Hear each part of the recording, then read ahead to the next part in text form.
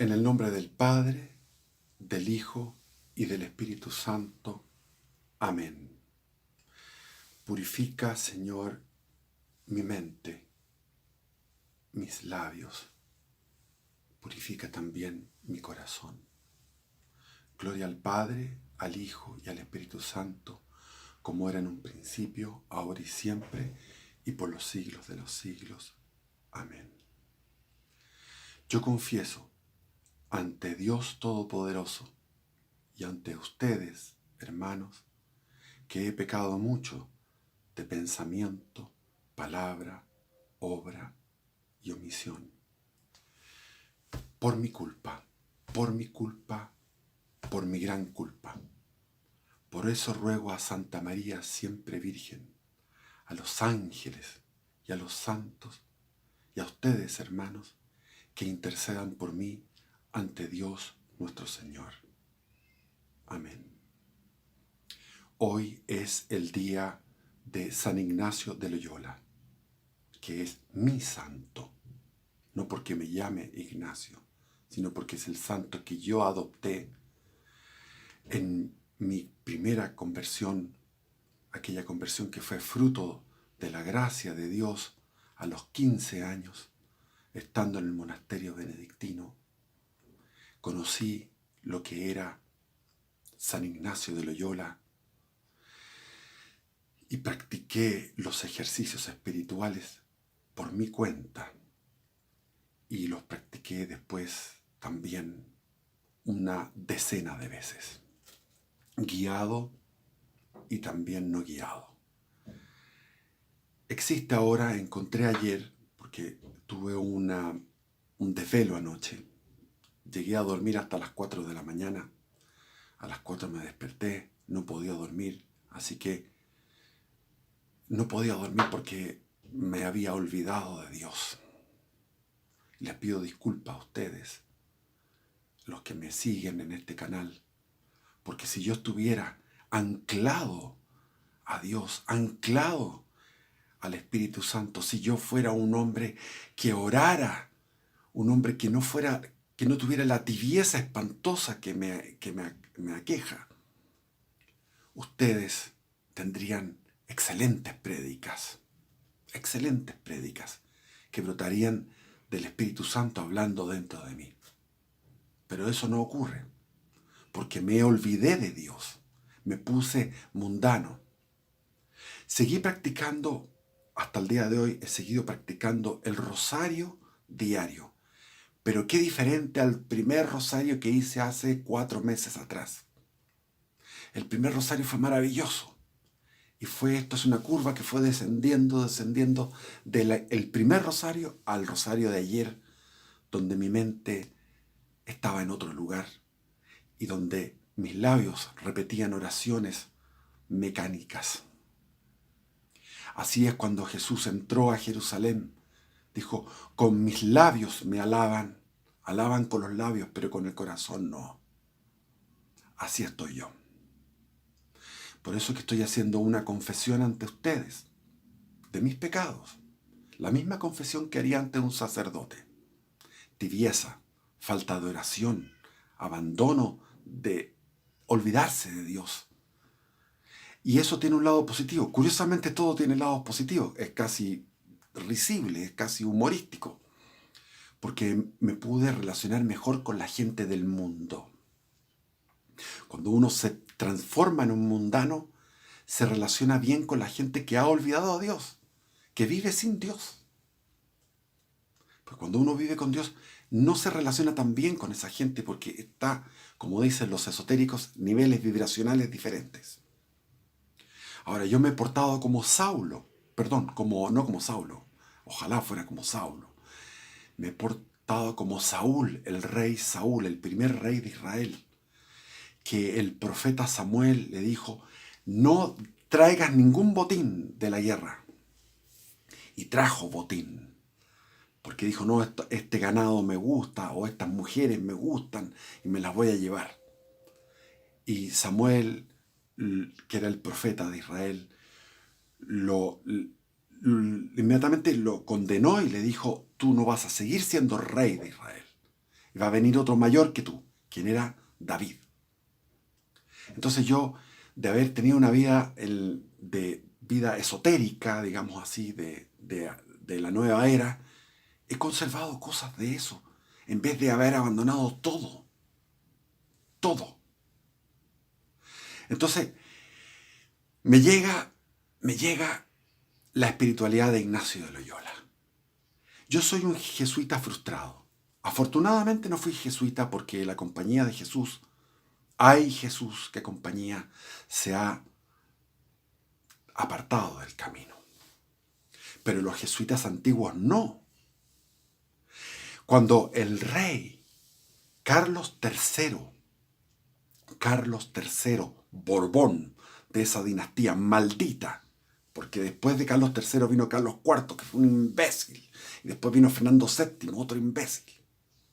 Entonces, la dinastía borbónica, Carlos III en 1767 dio orden a todas las capitanías generales y a todos los virreinatos,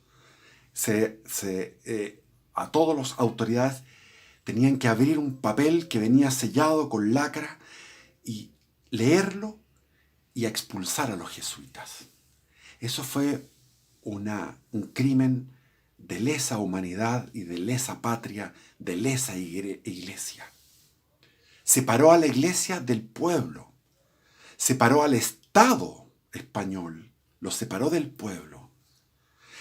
En Chile, el gobernador, se me olvida el nombre, el gobernador que estaba en Chile tenía su confesor espiritual, era un jesuita.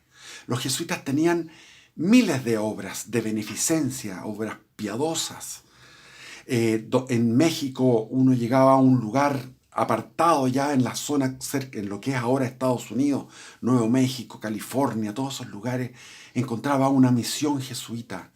Era la misión que era no solamente de llevar el evangelio de Jesús, que es lo más importante, la evangelización, el bautismo, los sacramentos, sino que también llevaban la civilización. Las misiones del Paraguay es la obra más excelsa, la obra más hermosa que se ha hecho en la cristiandad durante estos 20 siglos de cristiandad. Durante la historia de la Iglesia Católica bimilenaria, es la obra de las misiones del Paraguay. Sin aplicar pena de muerte, durante 100 años lograron civilizar a esos indios. En Chile fracasaron porque llegaron tarde, porque los araucanos habían sido castigados y habían entrado en una espiral de violencia y de odio hacia el español. Por lo tanto, llegaron los jesuitas placé, como se dice, llegaron atrasados. El padre Luis de Valdivia y otros padres quisieron hacer un pacto, hicieron el pacto en el río Paicaví. Yo estuve en ese río porque quería comprarme un terreno ahí mismo, en Huentelolén, que Huentelolén es como el Temucoicuy de la costa. Y estaba ahí quería comprarme un terreno de 4 hectáreas a orillas del río Paicaví. Y ahí en el río Paicaví se hizo el pacto. Y fracasó porque Anganamón tenía unas esposas, varias esposas, que era un cacique mapuche, araucano, y esas esposas huyeron hacia los españoles porque estaban maltratadas, y Anganamón recibió a estos jesuitas que iban a predicar y los crucificó. Los crucificaron y le fueron quitando pedazos de su carne, sobre todo en la parte de las pantorrillas, y lo asaron y se comieron a los jesuitas mientras los jesuitas estaban muriendo crucificados. Eso pasó en Chile. En Japón hay una película extraordinaria, se me olvida el nombre, pero alguno al que sepa lo puede poner en comentarios para que otros lo vean. Es una película extraordinaria sobre los jesuitas en Japón, las torturas que recibieron, etc. Los jesuitas fue una orden extraordinaria. Y llegó hasta 1960 extraordinario. Pero ¿qué pasa? Que en 1960 vino el Concilio Vaticano II y la Iglesia en general se fue a las pailas. Eso es lo que ha pasado. Entonces no podemos acusar a los jesuitas de ahora. Los jesuitas de ahora son un desvío. Y el Papa de ahora es un desvío, todo esto es un desvío, pero antiguamente yo conocí los jesuitas antiguos como el padre, el padre Mauricio Riesco, un santo. Nunca he visto un ser humano como él. O sea, de vista tú te encontrabas con él y veías te dabas cuenta que era un santo. Iba a sus misas todos los días, a las 7 de la mañana, de 7 a 7 y media la misa del padre Riesco, y de 7 y media a 8 oración después de haber comulgado. Y a las 8 entraba al colegio San Ignacio de Alonso Valle a las primeras clases. Tenía clases hasta las 2 de la tarde. Extraordinario, es una experiencia maravillosa. Ahora, ¿por qué los jesuitas llegaron a tener tanto poder? Y uno dice, bueno, es que el poder es malo. No, el poder económico o el poder de la información, el jesuita, el superior de la Compañía de Jesús, tenía más información que el mismo rey Carlos III. Por eso el rey Carlos III ordenó la expulsión de los jesuitas, por celos y por movimientos subterráneos de las logias masónicas que ya estaban funcionando en Francia y en la familia Borbona de España. Por lo tanto, fue un crimen espantoso. Fue una cosa espantosa. Fue un desgarrar, un sacar, un cortar con un cuchillo, desgarrar el Estado, el sacrosanto, el Estado del Imperio Español, que bajo los Austrias había sido un Estado consagrado a Jesucristo. Comenzó a ser sacrílego, a estar en contra del pueblo hispanoamericano y del pueblo español, y comenzó a estar en contra de la tradición que habían generado los jesuitas acá, las misiones. Pero no, ese es un tema. El otro tema con San Ignacio de Loyola, el que quiera ver la biografía de Ignacio de Loyola está en este mismo canal. Tienen que apretar Big Left, y de Big Left se van a ir a... ponen todos los videos y van a los videos y van a encontrar la vida de Ignacio de Loyola, que es la primera mitad de la vida de Ignacio de Loyola. Falta la segunda mitad, porque en ese momento siempre me faltan las segundas mitades. Entonces, por ejemplo, acá estoy con un libro. Este es un libro anillado de un estudio que hice yo sobre los ejercicios espirituales. Les puedo leer algunos títulos para que se vean. Tener presente la finalidad de nuestras vidas, el principio y fundamento. Se puede ver desde un punto de vista espiritual, se puede ver desde un punto de vista teológico y filosófico, pero Ignacio de Loyola lo ve como algo práctico, es sumamente práctico. Lo que quiere es la salvación de las almas, lo que quiere es nuestro encuentro con Dios. Entonces habla del principio y fundamento. Después la libertad de espíritu mediante la reflexión racional. Después habla aquí, son títulos con criterios para discernir espíritus. La consolación espiritual, explica lo que es la consolación espiritual, la desolación espiritual, el origen de la desolación, las tácticas del enemigo, atemorizar, procurar secreto, el punto débil, disfraz, mirar el rumbo que lleva la persona, la regla de oro, consolación sin causa, consolación con causa, examen del proceso, aprender de la experiencia, distinguir los tiempos, etc. Es decir, Ignacio de Loyola es un santo que tuvo una genialidad, era vasco, español. Los vascos nunca escriben en el idioma vasco, solamente en español. Unamuno, que fue en un comienzo partidario de la República, después fue partidario de los nacionales, de Francisco Franco. Entonces él decía, nosotros los vascos no escribimos en vasco, escribimos en español. Son españoles 100%. Los vascos, la mayor contribución, diría, a la humanidad es el personaje vasco más importante de la historia de la humanidad es Ignacio de Loyola. Y se reían los progres que yo me hice después de amigo, porque yo, siendo ya ateo y siendo progre y marxista, echaba de menos a Ignacio de Loyola y se reían. Me decía, eso no tiene ninguna importancia. Estaban muy equivocados. Ignacio de Loyola es sumamente importante. ¿Por qué? Porque es el que reflexiona, es el que hace una especie de teoría psicológica de cómo hacer las buenas meditaciones, cómo poder alcanzar la unión con Dios a través de técnicas de meditación, que son técnicas muy simples. Es decir, tú tienes que alimentar distintas facultades del alma, la imaginación.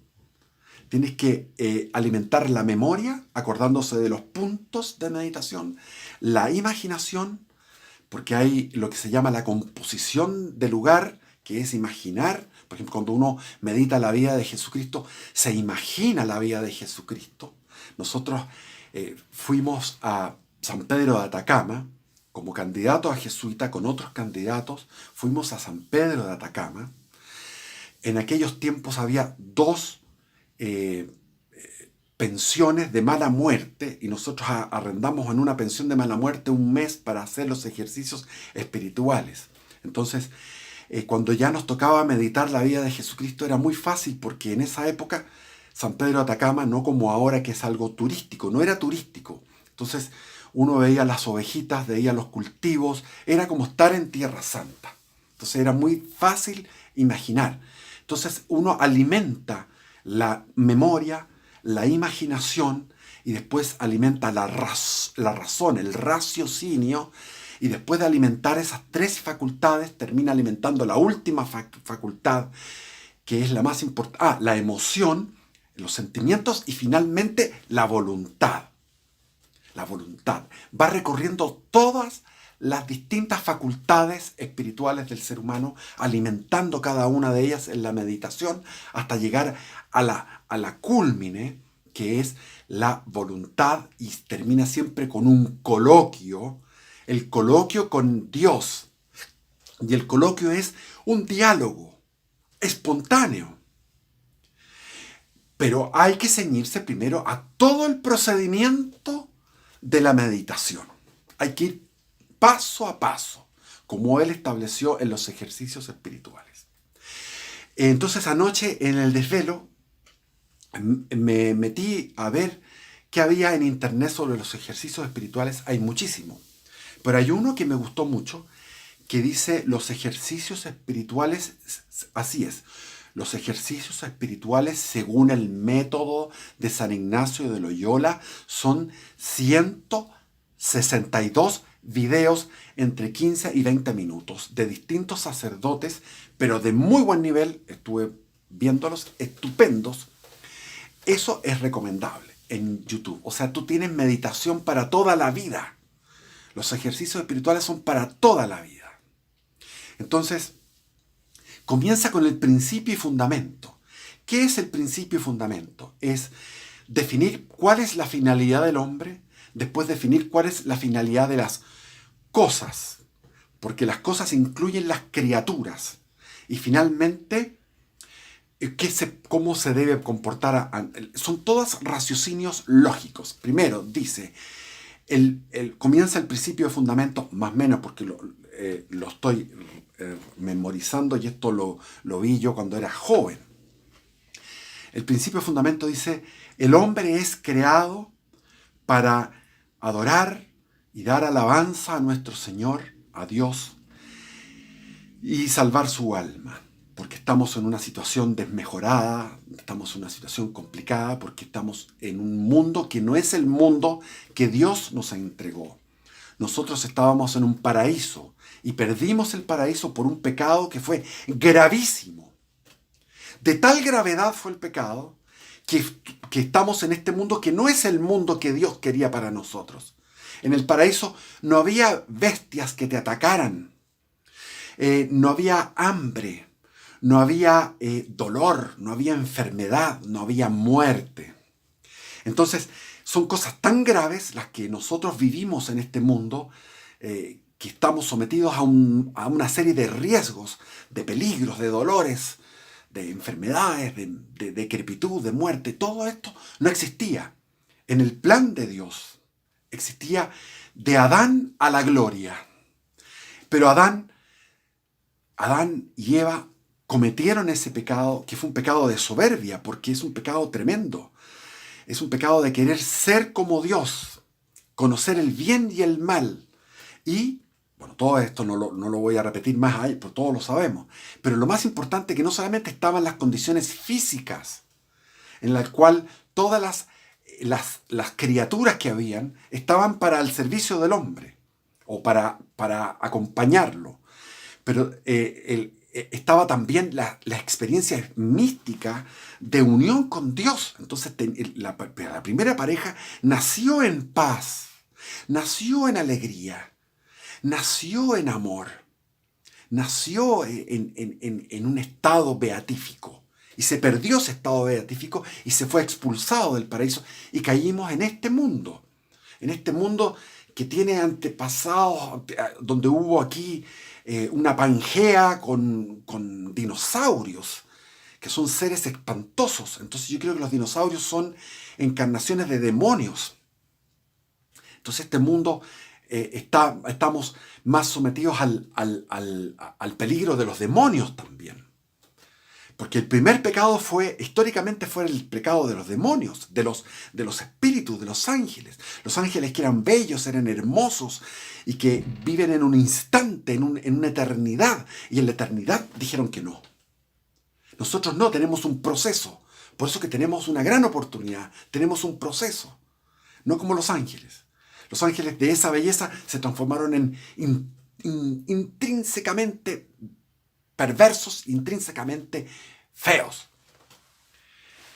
pero conservando sus dones de inteligencia, sus dones de conocimiento de todas las leyes de la naturaleza. Por eso que existen seres caídos que andan en ovnis, que están esperando para gobernar ahora en el nuevo orden mundial.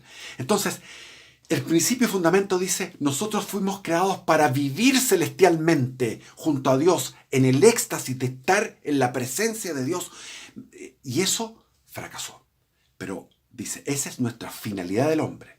Y las cosas, ¿qué son las cosas? Las cosas fueron creadas para el hombre para cumplir su meta, que es la meta de alabanza y de estar en un estado celestial. Entonces todas las cosas, las criaturas, fueron hechas para el hombre. Y uno dice, qué impresionante, o sea, el inmenso universo que ven todo este planeta espectacular, precioso, que igual no es lo mismo que el paraíso, que debe ser más hermoso aún. Pero este planeta, con todas las bellezas que tiene, con todos los seres que son millones de especies, fueron hechas para el hombre, para que alcance su finalidad.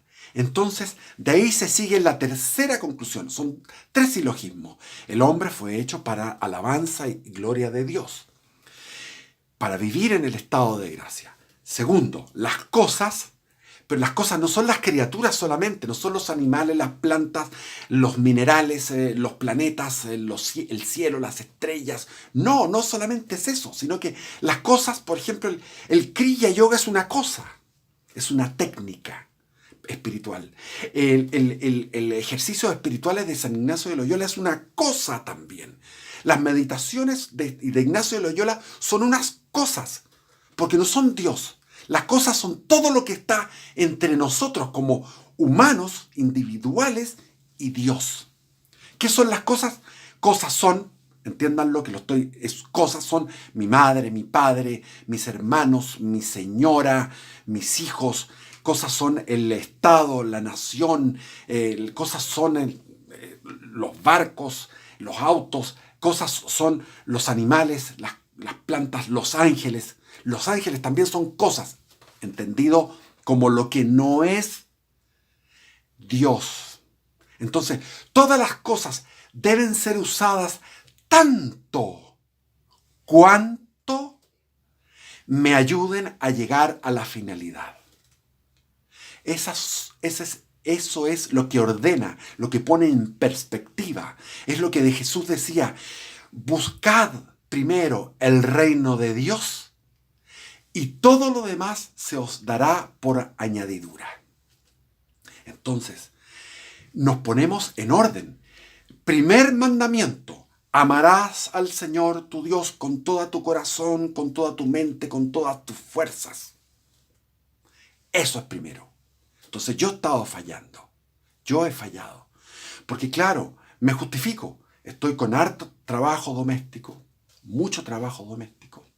Estoy cuidando a mi nieta y a veces termino en la noche con dolor de espalda, porque la espalda ya no puede más, los dolores de trabajo, físico de trabajo, y uno está exigido por el mundo, porque el mundo en este momento es muy exigente. Si sales y te olvidaste de la mascarilla, tienes que volver a la casa a buscar la mascarilla, ¿no es cierto? Entonces los que están trabajando a veces desde la casa, otros tienen que ir a la oficina, no importa, pero todo esto es exigencia. Entrar al metro es una exigencia, termina uno cansado. ¿En qué momento tenemos el minuto para dar alabanza a nuestro Señor? Por eso, desde ese punto de vista, el estado de situación que vivimos nosotros es un estado contrario a la devoción. Por eso que la situación en la época del Imperio Español, en la época de los Austrias, en el siglo XVII, en los 1600, cuando estaban los jesuitas acá, cuando estaban los franciscanos, dominicos, los mercedarios, cuando en Santiago había tiempo para la meditación, tiempo para la oración. Las fiestas eran todas religiosas. Las fiestas eran religiosas y bellísimas. Ahora las fiestas en el norte grande, por ejemplo, son curaderas. Pero yo recuerdo cuando estaba en Arica que fui a las fiestas religiosas y bailé esos bailes del norte grande. Bailé y era un estado, yo era ateo, sin embargo entré en un estado espiritual maravilloso, de alegría, liviana, preciosa, bailar aquello. Esos bailes de la fiesta de la Tirana. Esos bailes que son del sur de Perú y de Bolivia y de Chile, que nos une a los tres países, esos bailes. Yo lo bailé, era precioso, siendo ateo. Entonces, en los tiempos de la colonia, que está mal llamado, hay una leyenda negra con respecto al Imperio Español, con respecto a la colonia, había tiempo. Ahora no hay tiempo para Dios. Y nos acostamos y estamos tan cansados que prendemos el computador y nos ponemos a ver una película, porque la película nos distrae. Yo confieso ante ustedes que he estado tibio, que he estado, a pesar de rezar el rosario todos los días, no, mi mente ha estado en otro lado, me he olvidado de Dios. No nos olvidemos de Dios. Entonces uno dice, como que Dios, ¿qué es eso? ¿Es una cosa? ¿Es alguien que hay que acordarse de él, como acordarse del papá o acordarse de la señora? No. Es la vida. Yo soy la vida, la verdad. Yo soy el camino. ¿Y qué pasa con nosotros? Estamos absorbidos, subsumidos en la mundanalidad. Y nuestra mente se nos escapa. Nuestro corazón también se nos escapa. Entonces, lo que habla el principio y fundamento, que es el comienzo de los ejercicios espirituales, es el puro comienzo, es la meditación del primer día. Los fundamentos, el principio, como le digo, eso puede analizarse desde el punto de vista teológico, bíblico, exegético, filosófico, metafísico, espiritual, pero Ignacio de Loyola es práctico. Los ejercicios espirituales están hechos sin ninguna intencionalidad literaria. Solamente es práctico, porque él estudió la psique humana, y llegó a una profundidad tremenda de cómo poder administrar esta mente, esta carnalidad que tenemos nosotros, que es cuerpo-mente, que San Pablo habla de alma, que es mente en el fondo, es todas estas potencias del alma, para poder estar unidos a ese espíritu, que es nuestro espíritu, que es ese espíritu que está ahí olvidado, que es el que en la parte, la dimensión nuestra que se relaciona con la eternidad y que es la parte más importante, donde todo lo demás tiene que estar alineado a este espíritu. Por tanto, mirar en perspectiva es pensar cuál es nuestra finalidad. Nuestra finalidad es el primer mandamiento: Amarás al Señor tu Dios con todo tu corazón, con toda tu mente, con todas tus fuerzas. Por lo tanto, ese es el primer mandamiento. Y fallamos. Muchas veces estamos volcados a la actividad con los demás. Está bien. Uno como papá, como abuelo, o como trabajador, o el que está como hijo, la persona que está cuidando a su madre, que está viejita, o a su padre, etcétera, o el que va y hace, reparte cajas de alimentos, todos esos que están ahí, los que están ayudando a los viejitos que están muriendo, esas monjitas que van, le ponen la chata y retiran con heces y con orines. Todo eso es magnífico, pero tenemos que darle un tiempo al primer mandamiento, que es nuestra finalidad, y desde ahí mirar todo en perspectiva. ¿Me sirve este auto? No me sirve. Es una molestia, porque todo debe usarse tanto. Todas estas cosas que son los métodos espirituales, las devociones, el rosario me sirve tanto cuanto me ayude a llegar a Dios. Pero si el rosario no me está sirviendo, no me sirve. Entonces, ¿qué tengo que hacer? Ponerme las pilas con el rosario, o si no, dejarlo y hacer otra cosa, pero algo que me sirva. Las cosas se me transforman en un obstáculo, porque nosotros tenemos un instinto sensible, una naturaleza caída, tan terriblemente caída, que preferimos 1000 veces la vida larga que la corta, y de repente la vida corta es la que quiere Dios, porque a través de la vida corta puedes entregarte.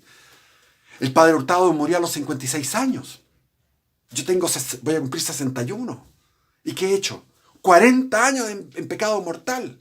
Dios se apiadó de mí porque podría haber, si me moría en aquellos tiempos, me iba para abajo.